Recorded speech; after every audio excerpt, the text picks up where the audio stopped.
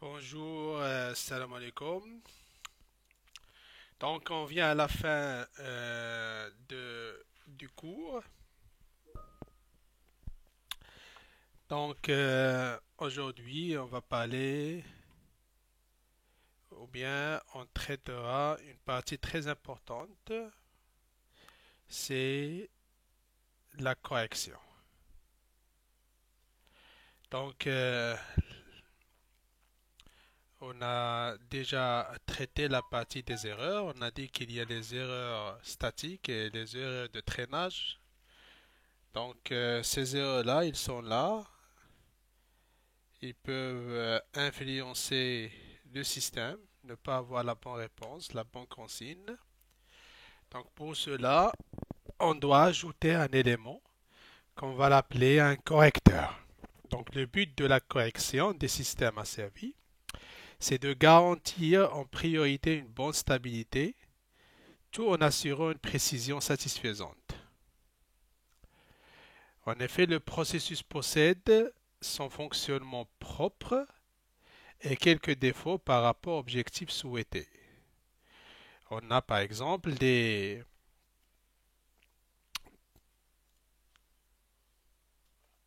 un système qui oscille trop lentement sous l'effet d'une perturbation. Il est au contraire trop lent. Il a tendance à diverger, comme on voit ici. Donc c'est une réponse d'un système. Et on peut constater que la réponse, elle est pas rapide. Donc la réponse a pris son temps. On peut aussi constater qu'il y a une erreur statique qui est importante. Donc c'est un régime transitoire trop lent, avec une erreur statique très importante. Ici, on a un système qui oscille, donc c'est un système mal amorti. Et les oscillations, donc ça dépend de ce qu'on va régler. Il s'agit par exemple des tensions. Vous avez des tensions, hein, des tensions qui varient, qui oscillent, et cela c'est pas bien pour tout l'équipement électrique et électronique. Et si vous avez un système instable, ok, donc aussi ici ça peut ça peut perturber ou bien rendre défectueux le système. Et ici on voit qu'un système il est bien réglé. La réponse elle est très rapide. Il y a un pic, mais après la réponse atteint la consigne, une erreur statique qui est faible. Donc ici, on peut parler d'un système bien réglé. Donc le but de ce chapitre est de présenter quelques méthodes de synthèse des correcteurs permettant de satisfaire un certain nombre de performances et d'obtenir un système bien réglé. L'idée c'est d'introduire L'idée, c'est d'introduire,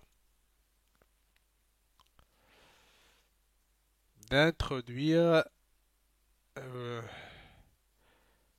on peut voir ici, d'introduire cette partie-là, ok? On va la nommer euh, un correcteur, ok? Un correcteur. Donc, le travail, ou bien l'objectif de correcteur, c'est d'améliorer la performance du système. Donc, ce correcteur possède une fonction de transfert qu'on va l'appeler dès maintenant un correcteur. Le rôle essentiel doit consister à modifier les performances du système initial pour avoir, pour avoir une réponse rapide et assez bien réglée. Donc, parmi ces correcteurs qu'on peut intégrer, qu'on trouve aussi, c'est un correcteur tutorien. Est un régulateur qui élabore une action de commande discontinue qui prend deux positions ou bien deux états, 0 ou bien 1. Donc ça, on a la consigne, et ici on a la mesure. Donc, la consigne, la mesure, un signal de commande et l'erreur. On peut voir ici, si l'erreur elle est positive, donc on aura une commande est égale à 1. Si l'erreur elle est négative, on aura une commande est égale à 0. Donc c'est pour cela qu'on parle d'un correcteur tout ou rien. Soit on va commander, soit on attend jusqu'à la prochaine période pour commander. Dépend de signe de l'erreur. Un autre correcteur qu'on trouve aussi associé aussi à un correcteur intégral, c'est la correction proportionnelle.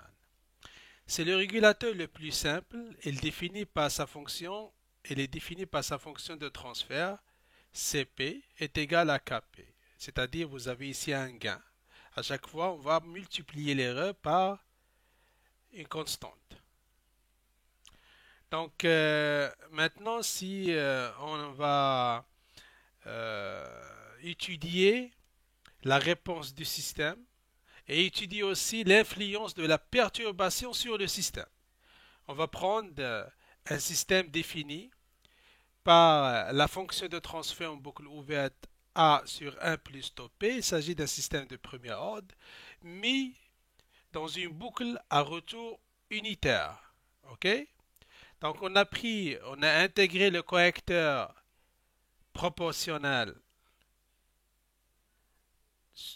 à la boucle ou bien à la chaîne directe et on a associé une perturbation qui influence aussi le fonctionnement de ce système défini par définie par sa fonction de transfert en boucle ouverte. OK? Donc, si on permet maintenant d'élaborer la fonction ou bien la réponse du système YP. Donc, YP est égal à quoi? Est égal à A sur 1 plus tau P fois la somme de la fonction de transfert de perturbation WP plus UP, la commande. Et on développe. La perturbation reste et UP est égal à K fois l'erreur. L'erreur est égale à quoi? XP moins YP. Et si on développe comme ça, on aura cette réponse-là, YP est égal à la fin du compte, AK sur 1 plus AK plus tau P fois XP, plus A sur 1 plus AK plus tau P fois WP. Donc maintenant, si on va annuler la perturbation, ok, on aura quoi? On aura YP est égal à AK sur 1 plus AK plus tau P fois XP. La perturbation n'existe pas, est égal à 0. Qu'est-ce qu'on constate? On constate que la constante du temps en boucle fermée est égale à quoi? Ben, on va maintenant factoriser par 1 plus AK fois 1 plus tau sur 1 plus AK. Donc, tau sur 1 plus AK, hein, c'est la constante du temps du système en boucle fermée. On peut constater aussi que ce terme-là, elle est inférieur à tau. Donc la réponse du système en boucle fermée, on peut dire, elle est rapide. Donc pour étudier aussi les performances et les caractéristiques de ce système, donc on procède comme suite. On va maintenant euh, attaquer, ou bien on peut dire attaquer le système par un échelon. XP est égal à 1 sur P. Donc,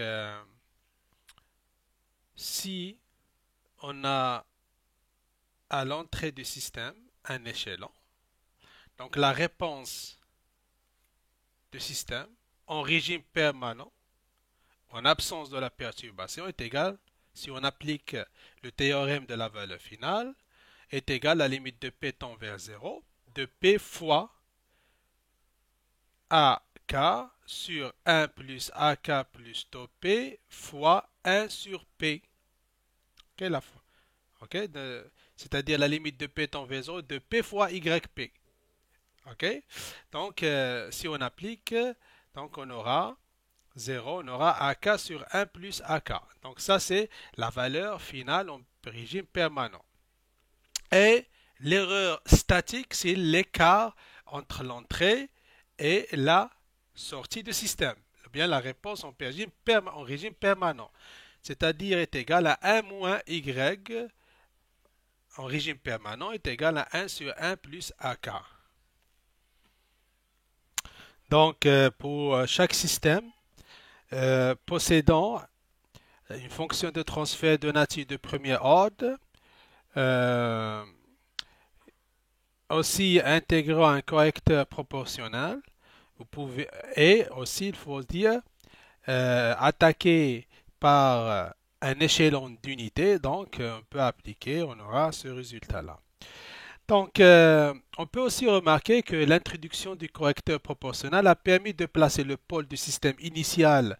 On a 1 plus taux P, c'est-à-dire le pôle P1 est égal à 1 sur P. Il a été placé à côté, on peut dire à gauche, comme ça, on a amélioré la rapidité du système. Cela, on peut aussi constater à partir de la constante du temps. Maintenant, on veut étudier l'influence de la perturbation. OK? C'est-à-dire, je vais annuler maintenant l'entrée et je vais attaquer le système ou bien donner au système une perturbation sous forme d'un échelon d'unité. OK? Donc, xp est égal à 0. On aura yp est égal à a sur 1 plus ak plus tau p fois la fonction de transfert de la perturbation. Donc voilà, dans ce cas, on aura yp est égal à a sur 1 plus ak plus tau p fois 1 sur p. Donc ici, on parlera, ou bien on aimerait bien euh, développer ou bien déterminer l'écart entre l'entrée est égale à 0, et la sortie du système. Donc la sortie du système, c'est dans ce cas est égal à quoi? Est égal à A sur 1 plus AK. OK? Donc c'est 0 parce que l'entrée est égale à 0 moins A sur 1 plus AK. OK? Et cela est égal à moins A sur 1 plus AK. Et l'écart entre la perturbation, c'est-à-dire l'échelon d'unité, c'est-à-dire 1, et la sortie du système, c'est A sur 1 plus AK, donc est égal à psi 3 est égal à 1 plus AK moins A sur 1 plus AK. Donc, le correcteur action proportionnelle ne permet pas de réaliser de bonnes performances en termes de précision statique et dynamique et on rejette les perturbations. On constate, OK, hein, s'il y a une perturbation, il va influencer aussi la réponse du système. OK? Donc, on peut constater que un correcteur proportionnel n'aide pas complètement à annuler l'erreur statique et avoir un système assez bien réglé. Donc, on va prendre maintenant l'exemple d'un réservoir qu'on a déjà traité dans les travaux pratiques. On va aussi les traiter encore une fois le vendredi. Le vendredi 24 avril. Donc voilà, il s'agit d'un réservoir décrit par sa fonction de transfert en boucle ouverte 12,5 sur 50 S plus 1. Et on va utiliser un correcteur proportionnel de gain est égal à 2. Donc voilà la consigne. On va donner à attaquer le système par un échelon de la valeur finale est égale à 1. On va ajouter aussi une perturbation. Maintenant, il est égal à 0. C'est comme il n'existe pas maintenant. Donc voilà. Elle est mise dans une boucle à retour unitaire. OK. Donc ici, vous pouvez modifier ce bloc. OK. bloc paramètre, et vous pouvez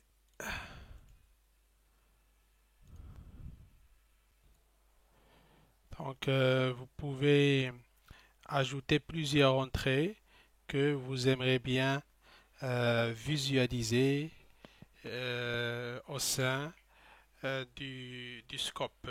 Donc, vous pouvez visualiser une entrée, deux entrées, plusieurs entrées.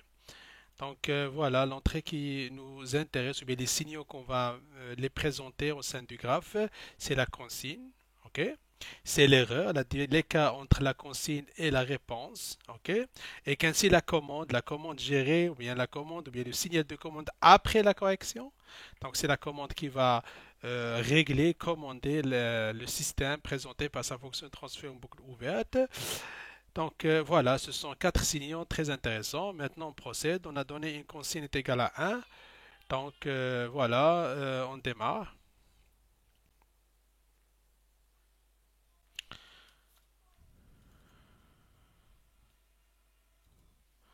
Donc voilà, on peut voir, constater.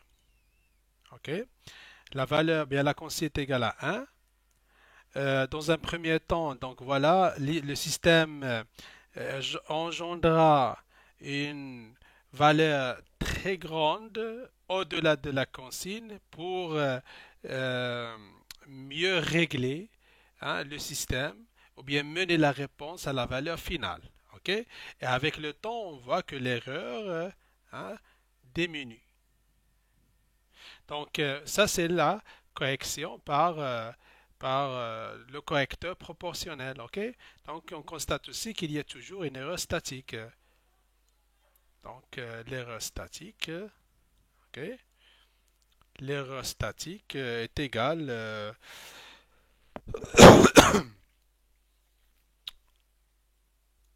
à 0,04. OK? C'est l'écart entre la réponse du système et la consigne. OK? On peut constater aussi que la réponse du système elle est très rapide. OK? Donc, si vous calculez la constante du temps en boucle fermée est égale à 1,92. OK?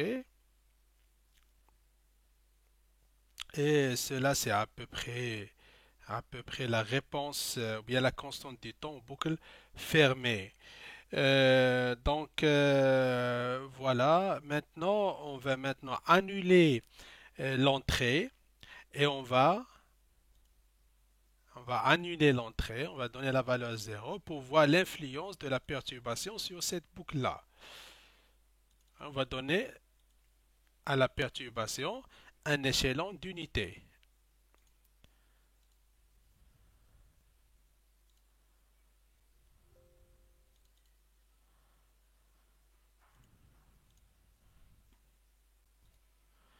Donc, comme on a déjà traité au cours, on a psi 2 d'une valeur négative, à peu près moins 0,48.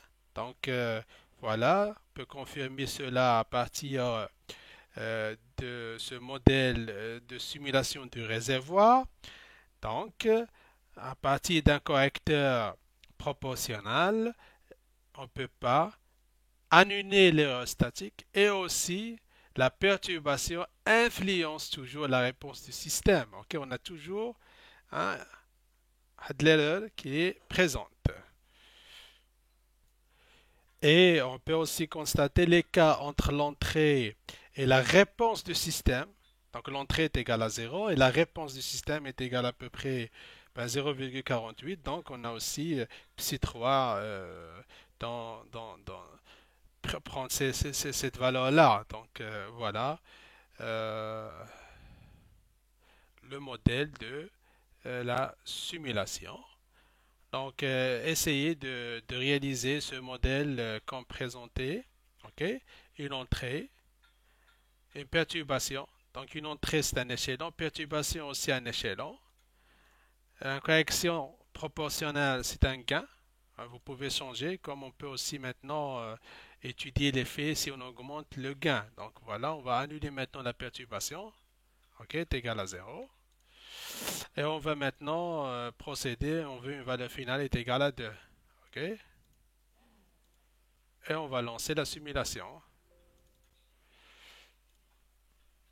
Donc la consigne est égale à 2. On a une erreur statique. OK?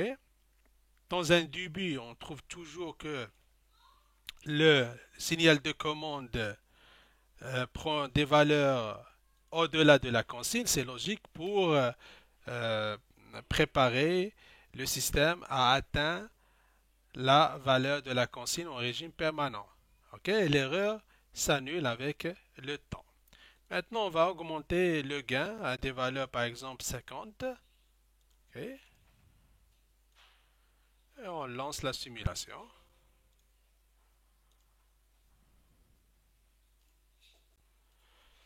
Donc, on peut voir ici que la commande oscille. Si la commande commence à osciller, donc là, le système sûrement sera instable. Maintenant, on aimerait bien avoir une correction, un correcteur proportionnel est égal à 2.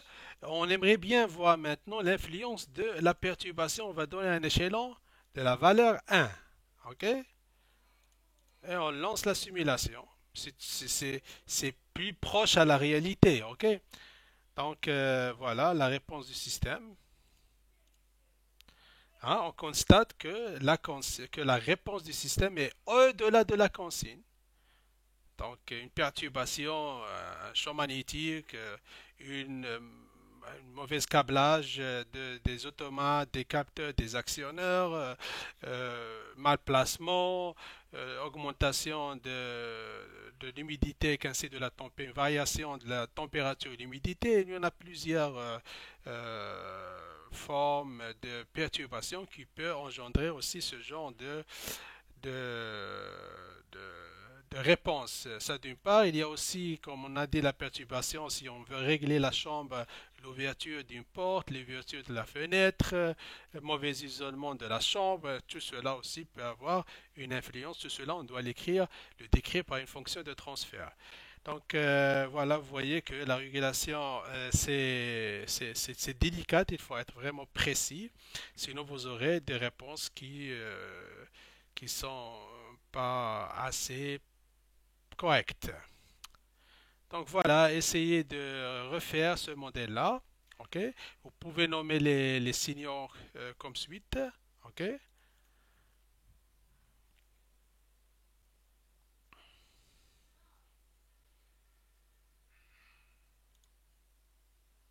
Donc vous pouvez nommer le signal. Comme j'ai dit, vous pouvez changer le paramètre de multiplexeur pour avoir plusieurs signaux que vous aimeriez bien traiter. Donc voilà. Donc jusqu'à demain et je vous souhaite une bonne journée.